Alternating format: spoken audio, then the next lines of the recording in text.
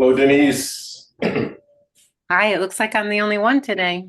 Yeah, it looks like it. Well, Rita um, has kids, and I guess this month she said she was doing a bunch of stuff with them, and so she said she'll be back in July. So Oh, yeah. yeah, pretty soon we'll be seeing her back in class. Okay. And then Mel had that appointment today. So Yeah. Yeah. But there's quite a few other ones that come and go. yeah, yeah, Sue comes in here every once in a while, and yeah, there's a few other people.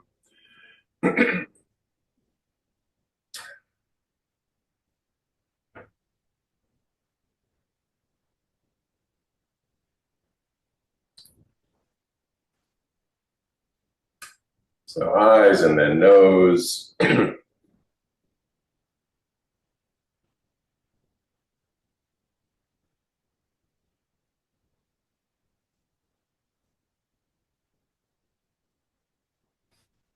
ears. Well, a lot of people have appointments. um, I know a few people are practitioners and they actually do appointments during the day. So they step in when they have free time. Yeah. But the summer's a busy time anyway. Well, that's another thing. Yeah. You know, once we get into June and July, there's a lot of vacation time, things like that Yeah. going on.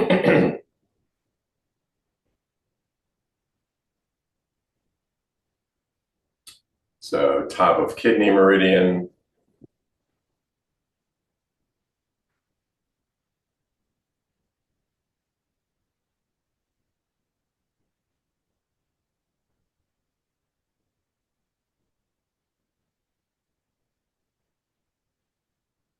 and thymus.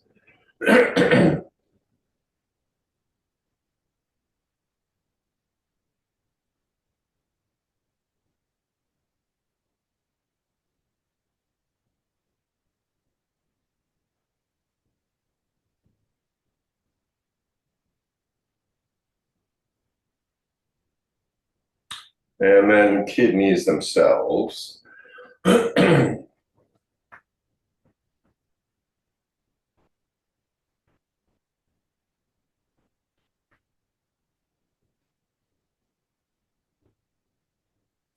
And then our lymphatic.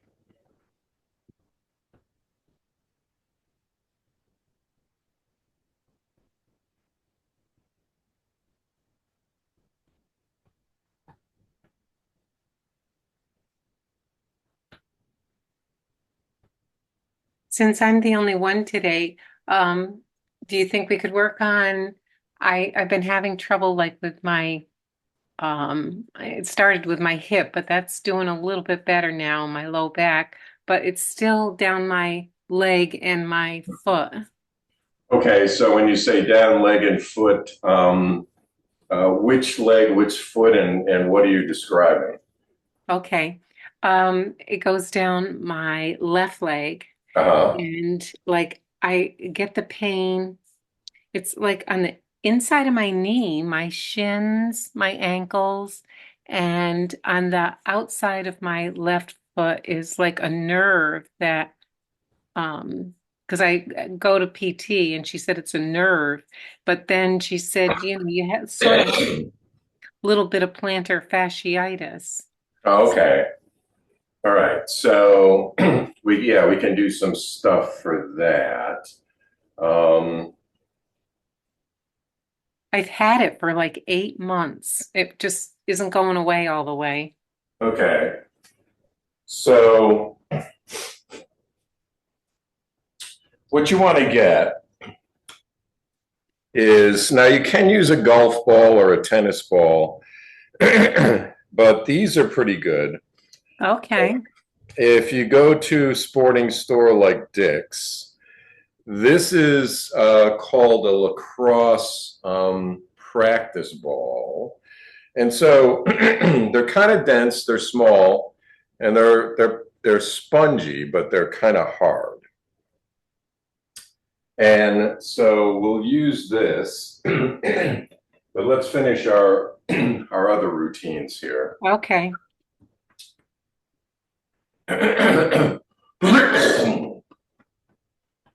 And then there's some, you know, some stretching procedures and things like that you can do. So let's go to sides of neck.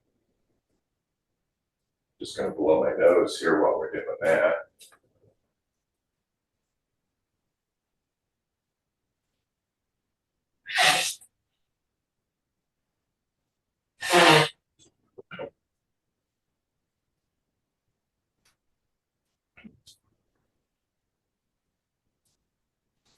And then back of neck.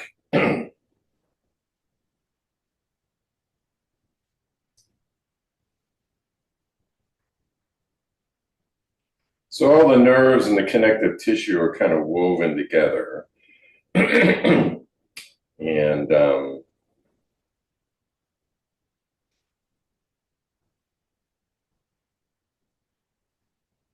Just like it seems like some days I feel pretty good, and then the next day I hurt all over again. right. Well, there are kind of flare-ups that kind of occur. So let's go to pecs. And there are um, there's tendons along the bottom of the feet here, which with plantar fasciitis,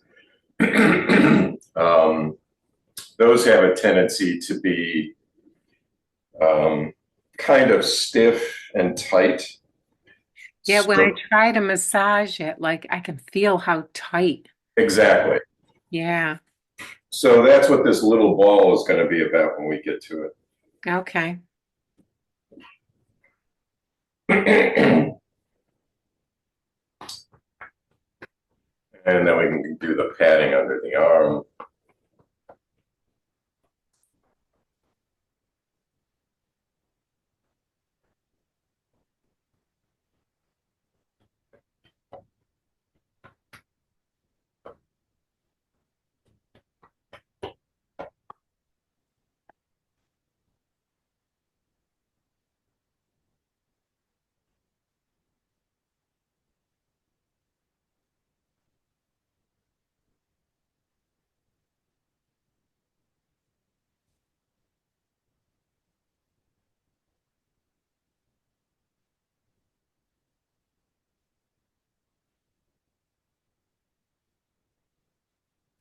And then we can go to the abdominal area.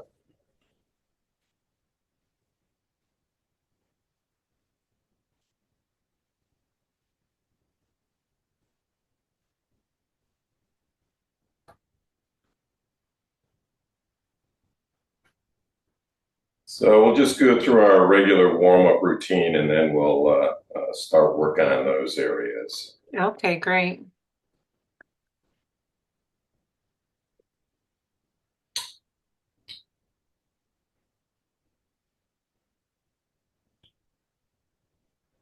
Because really all this warm-up stuff is going to help anything. Again, everything's really connected. So Yeah. even though it seems like it's just going down that one side, basically it's coming up into the hip area, huh? And it might even be a compensation for things that are going on in the right hip that's going down the left leg kind of thing. So, Yeah, uh, sometimes my right like lower back really hurts too. right. And Yeah. that also, so lower back pain can also just mean weakness in the kidneys. So again, doing some of that kidney work, which when we get to it, you know, I'll go through that in a little more Okay. detail. So typically, as I mentioned, as we get older, liver and kidney function diminish maybe to 50% of what they should be. And so that's why always working on those areas is really, really a good idea. Let's go to the crease and work on that. But anytime we have anything going on in the knee, leg, ankle, foot area, definitely connected to, say, lower back and hip area. Yeah, sometimes my knee bothers me too, like the kneecap part, the front. Right. And so the front of the knees are, again, connected to kidneys, as we've gone through and mentioned, Yep. back of knees.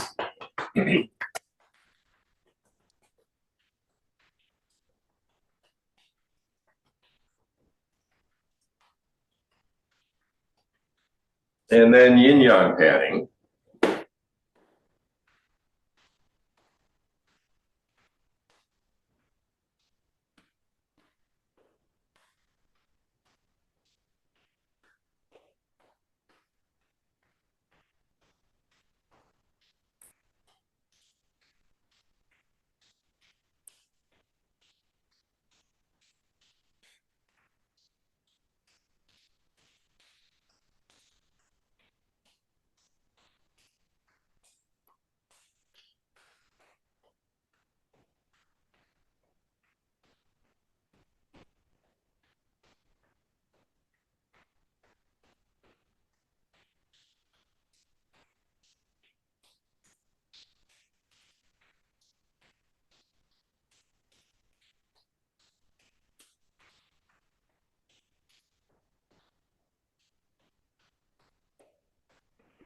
Down the sides of the rib cage around the belt, and the outside of the legs.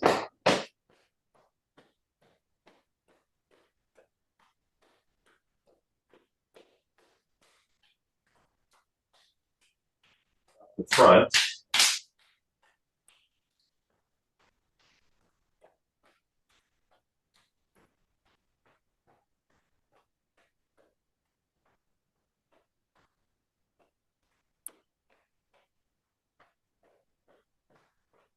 Down the back.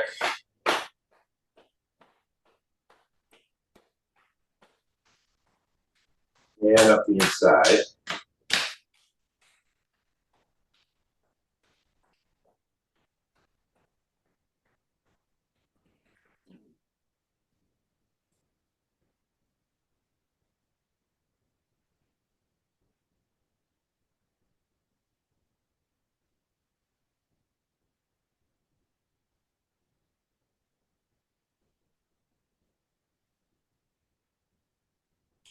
And so when we do our neck movements, like Wise-Owl moves backwards,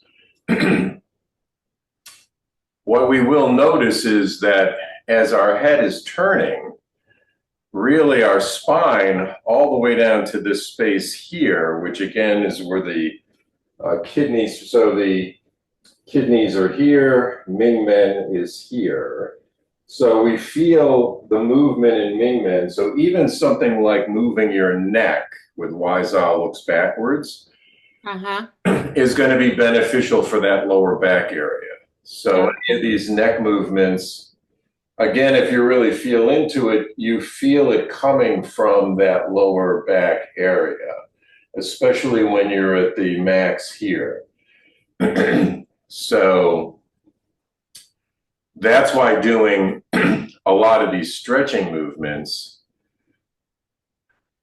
even from the top here with Wise-Owl, is really going to be benefiting anything that's going on down below too. And as we move downward, all of those movements are again going to be beneficial. So I would try to do these stretching movements every day. If you don't remember them exactly, don't worry about it. I'm pretty good at them by now. Yeah, I mean, you've been doing them long enough where you probably remember the sequence pretty good. Yeah. So we can do the winding of arms and palms.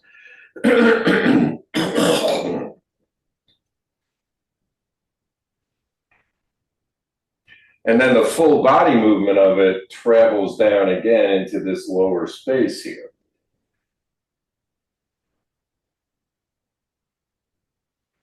And then when we do snake body, we're moving the rib cage.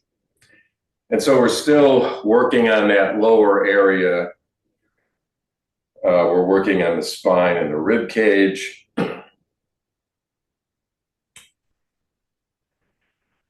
And so I would definitely do more reps and spend more time with hip movement.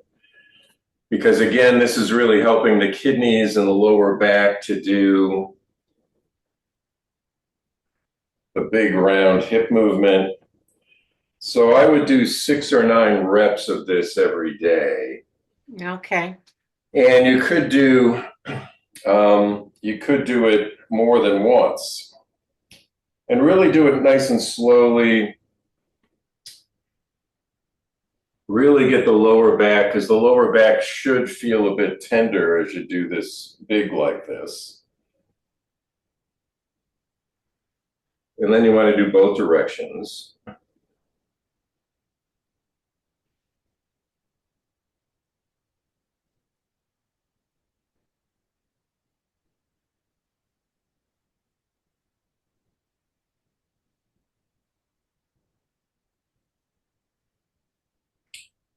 And then you can even do a little faster hip movement, like this kind of thing. So you can add another hip movement.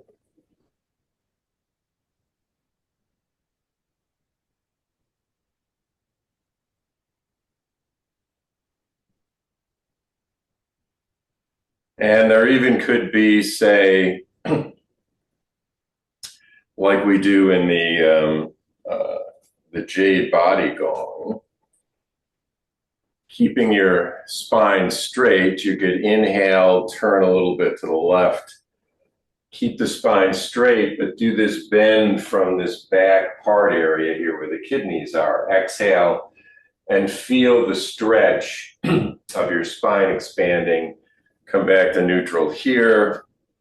Turn a little bit to the right. Inhale. Exhale. And again, get that stretch of the spine opening a bit. So you can also do those, because those are going to really help the lower back area. I can feel it on the right side there. Yeah. Right. And then the hula hip movement also is working with that sacrum lower back area. So this would be another one that you can focus on.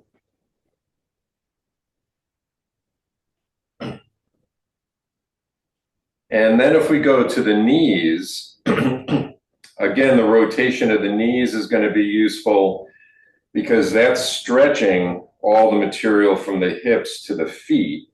Okay. And you can do it, closer together like this. You can do it further apart if your balance isn't very good. And so one direction, the other direction. And then you can also add in doing this one where it's inner and outer circles.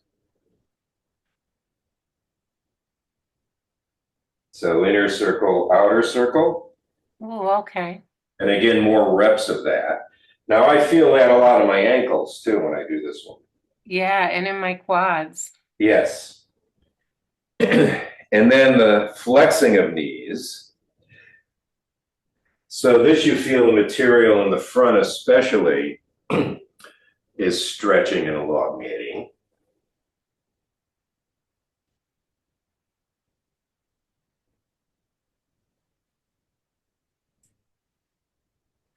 And then those ankle movements.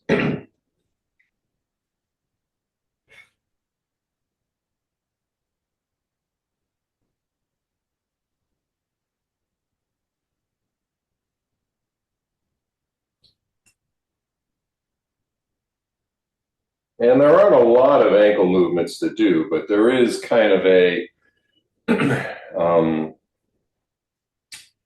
movements that we can do that move the inner ankle and try to have it turn down toward the floor. So this kind of thing, I'm exaggerating it with my knee.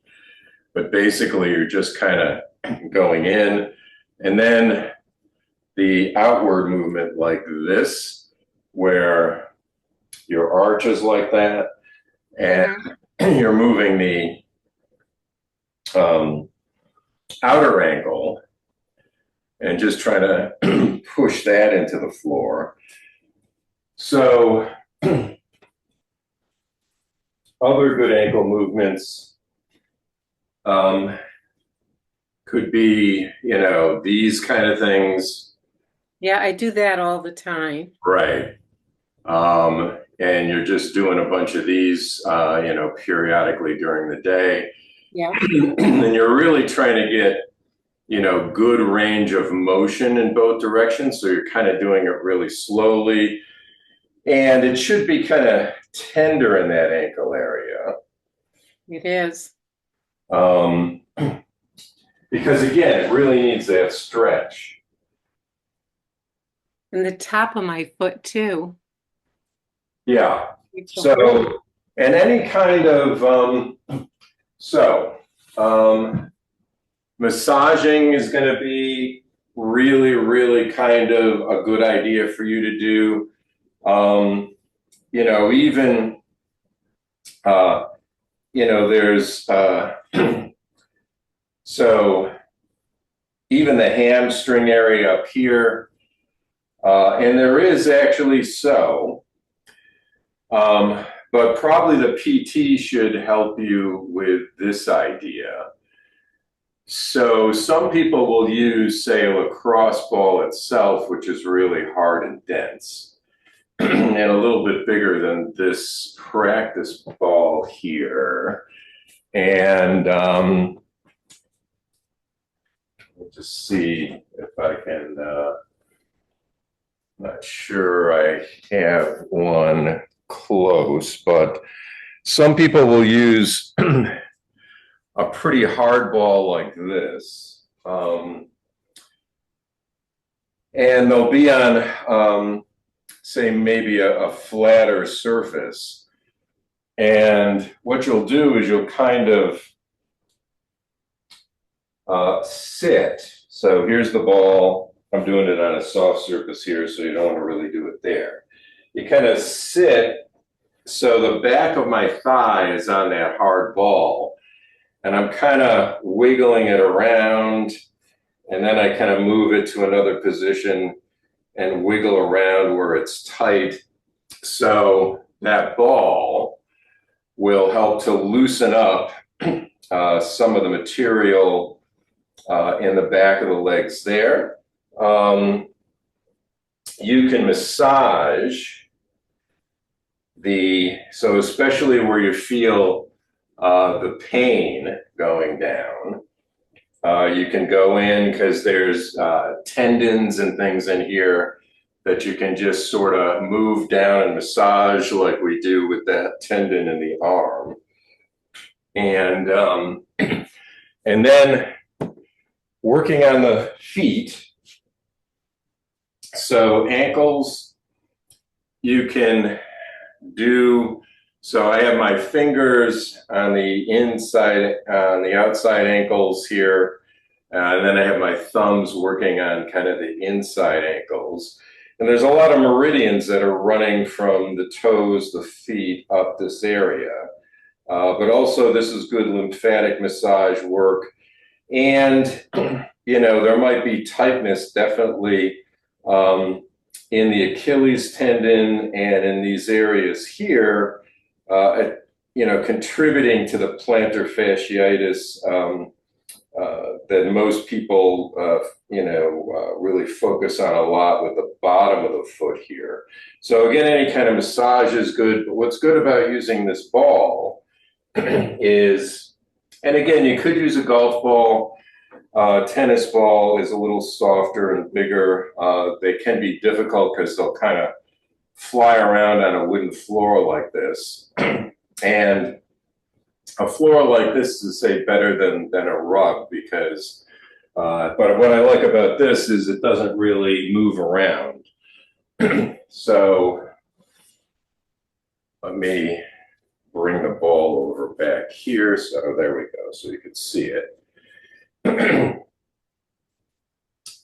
So with this, what you want to do is you want to start with middle of the foot. So I'm at the middle of my toes right here. And I'm kind of leaning in to the ball with my, say, second and third toe here. And then progressively what I want to do is I want to then go into where the toes meet the ball of the foot. And again, kind of, and you could even roll it a little bit like this, sideways. And again, you're going to apply a little pressure here forward. And maybe do a little bit of that wiggle back and forth. And then what we're doing is we're progressively moving down the center line of the foot. And so I'm kind of at the ball of the foot now. And again, you want to kind of, so you're just kind of shifting some weight, but it's going to be tender. And as we get to the center of the foot, it's going to be really tender. So again, you're not trying to cause yourself too much pain. You're just leaning a little bit. And why I like the lacrosse practice ball rather than, say, a golf ball is a golf ball is hard and there's no give at all. At least with this, there's a little bit of give. And so again, you're not trying to give yourself too much pain, but you're kind of just, again, wiggling it a little bit like this. These practice balls are spongy, so they kind of stay in position very easily. And you just slowly move down the center line. So I'm in the center of my foot now. And again, that's pretty tender. And I'm just kind of maybe pulsing a little bit. And then this part really hurts pretty good. So I'm just being kind of gentle with that. And again, so it's almost like my heel is kind of off. You can see this a little bit here. Yeah. And then you keep on moving down. And again, you're pressing into the ball, but you're not trying to take too much pain necessarily. Okay. And you just keep on going down the center line. You know, as you get to the heel, it's going to feel better. So I'm at the front of the heel. Still definitely tender. And then you get into the center of the heel, and then you get to the back of the heel, just like you were at the front of the toes. So it's like that, right? Okay. So, and what you can do is then you can do the center line of the other foot, same way, okay? Now, after you do this, the two center lines, and again, do it, you know, don't try to go through it too quickly. Do it, you know, kind of slowly and give it time to loosen up. And again, don't try to take too much pain. So you're just slowly kind of adding a little weight into those spots. Some of them are going to be really, really tender. The wiggling like this is kind of, again, separating fascia, tendons, all that stuff, and loosening that material up. So then what you want to do is now you go to the inside of the foot. So your big toe is pressing in. And then you're letting it glide to that outside arch edge. So again, you move down a little bit. And when you start to get here, it's definitely going to be tender. So you're just kind of pulsing a little bit. Maybe you're doing a little bit of the wiggle stuff. Now, as you get into the arch, it's really going to hurt. And so again, you're not trying to experience too much pain here. You're just kind of, you know, working with the area slowly. And here in the center, it's probably really, really going to hurt.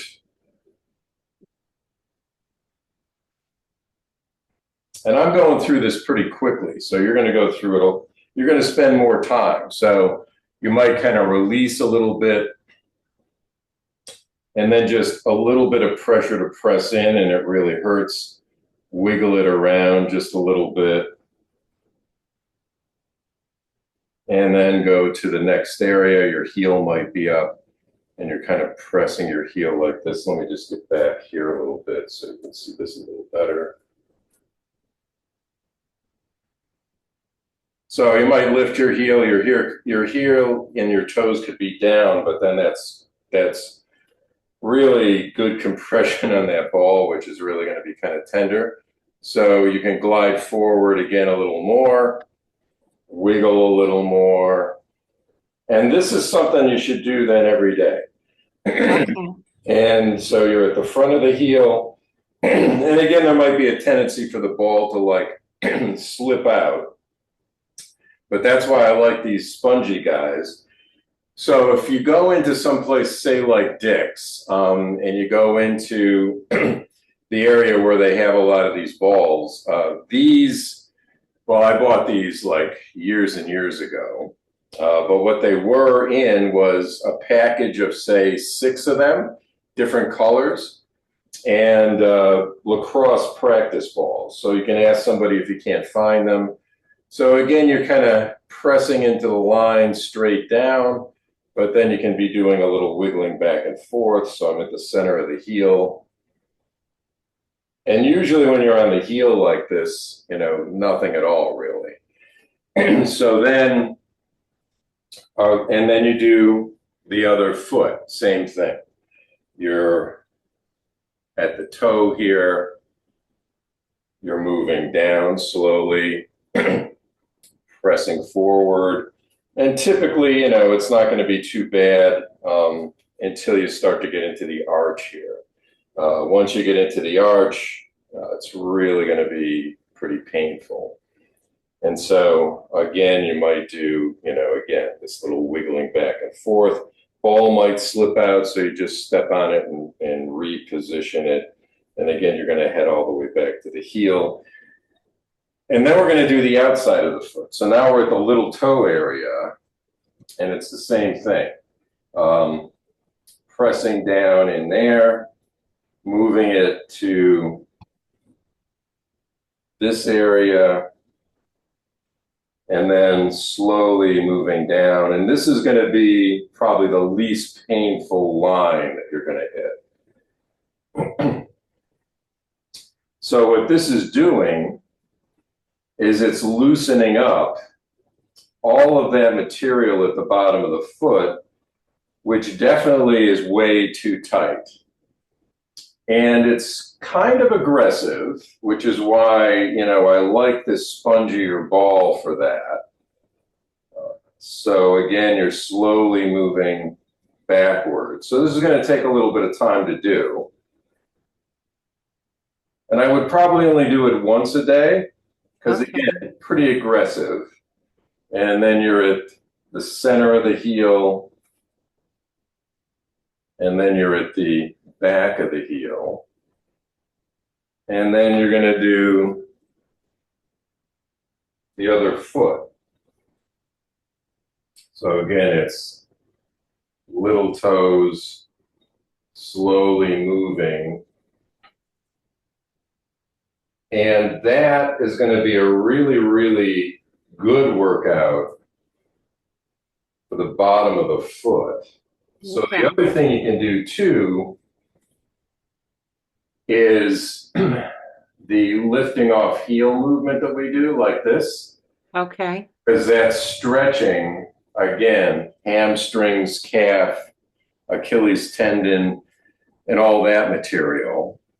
And then another thing you want to do, so maybe with a yoga block, I don't know where mine are right now because I don't typically use them, or, on steps. So you know how steps are. Yep, we have lots of those. Yeah, you would be, so just hang on to something. But then what you're doing is you're on a step and you're letting the heel. So you're on the edge of the step and you're letting your heel stretch down. So instead of doing this lift, now you're doing a stretch like that more, right? You know Okay. what I'm talking about? Yeah. Yeah, okay. So, but just make sure, you're stable here, and then you're on the edge of that step, and then you just let the heel sink, because now you're stretching all that material in a different way than when we do this. So that's going to be really good to do. And then you want to stretch the heel downward. So basically, it's this kind of configuration where your toes are on the edge of the step and your heel. And so now you really feel the stretch Really. elongating down the back of the leg. Yeah. Okay. Yeah. So, and some of this stuff might be similar to what the physical therapy person's giving you. Yeah, she's got me stretching like with a long strap like around the bottom of my foot, laying on my back, Right. stretching that way. So that's good. And then this Phoenix stretch is the other thing that I would do. So remember that Phoenix stretch. So what the Phoenix stretch does is, since you have your foot placed in this kind of position to begin with, and again, knees are always bent a little bit, your toes are up, so you're already in that sort of heel depression down the step position. And remember that Phoenix stretch is our palms are just resting here at the kidneys, the lower back area. And what this one stretch is going to do is it's going to stretch everything from the top of the head to the toes. And so you're angled out maybe about a 45-degree angle. Toes are up, knees are bent, so your knees are not locked when you're doing this. Knees are bent a little bit. Toes are up, going out at an angle. If your balance is good enough, you're also turning so that your nose is kind of lining up with the center of the toes here. And then you do an inhale through the nose here and an exhale where again your knees are bent a little bit, but you're lining your nose up to the center of the toes here, and you definitely feel it in the hamstrings and the lower back. Yeah, you do. And you're keeping your spine straight here, Okay. and you're holding that stretch for the first exhale. And then you inhale again here through the nose, and you try to get your nose a little bit closer to your toes with the exhale. So when you do the exhale, you get a little closer, you hold it, and now you're really feeling the stretch a lot more. And you do one more. So it's an inhale, and then the exhale, and you're getting closer. And then you slowly come up, reset that foot. So if you have blood pressure issues, if you feel a little dizzy, then, be careful about this one. But doing it kind of slowly going downward, slowly coming upward should, help quite a bit. And if there's a balance problem, when you do this, instead of turning, to torque into that direction, because you're getting more of a stretch by this torquing into it. But your balance has to be pretty good. So if you had to, you could not torque and keep this straight and do the stretch more like this than turning like that. But if you can turn, it's better. And then you go to the other side. So same thing. Toes are up. You're at that angle. turning. Inhale. These knees are bent a little bit. Exhale. Get to your first position. And then just hold that for a few seconds. Inhale again. Exhale. And the exhale helps you stretch a little more. Hold that position. And you're really feeling it in the upper hamstring here and in the lower back. And then third one, inhale, exhale. And then again, slowly come up, put the foot down. So that is one repetition of that. What I usually recommend people do is 3 reps. So you're going to go back and do the left again 3 times, the right again 3 times, so that's your second repetition, and then left again, right again. And that one's pretty aggressive. So again, only once a day is probably fine. You could do it twice. But on that one, you definitely feel a lot of stretching going on through the ankle, calf, hamstring, lower back area. And it's also going up into the middle, higher back, and into the skull, because again, we're doing this, movement. So it's a full body stretch of all the material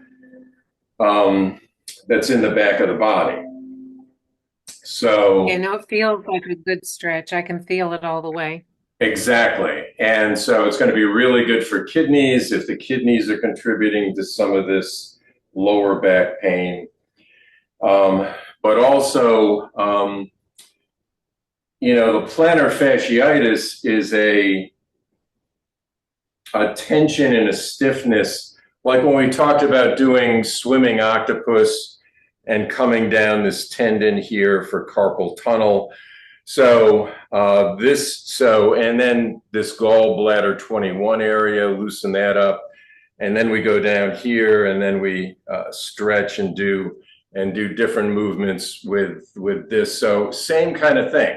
So the plantar fasciitis is just instead of your palms, fingers, wrist area feeling like it's a little sprained and whatever, the tendons here we've loosened up doing that kind of work. We're doing the same kind of thing now with the hip down to the toes with all of this work. And again, loosening up all that connective tissue that's too tight.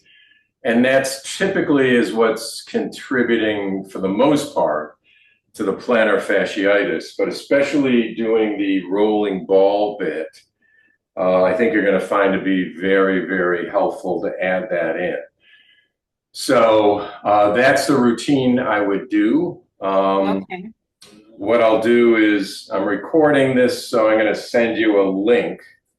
Okay, good. So that you have this entire thing to follow. But I've had other clients with plantar fasciitis. I've given them the same routine, and definitely helps to relieve a lot of that pain. And even over time, it will loosen up things so that that situation should go away, really. But again, it's up to you to practice and actually do this stuff to make that happen. I'm willing to try anything. It's been I've had it for such a long time now. Yeah, and again, doing the work will loosen everything up. So so the idea would be to kind of do it on a regular basis until the problem definitely gets better or disappears. But then to do a maintenance program of don't stop doing this stuff. Basically, you might not do it every day once the problem diminishes, but you would definitely do it, say, a couple times a week just to keep in that maintenance level, because typically our body will tighten up again in those areas, and then the situation comes back. So the idea is to continue to loosen up all that connective tissue, and make it more conditioned, more pliable.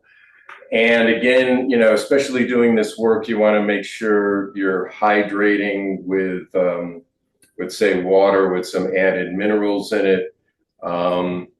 Coconut water is good to drink occasionally because that really puts a lot of the nutrients, electrolytes, and minerals into the body, and hydrates usually even better than water does.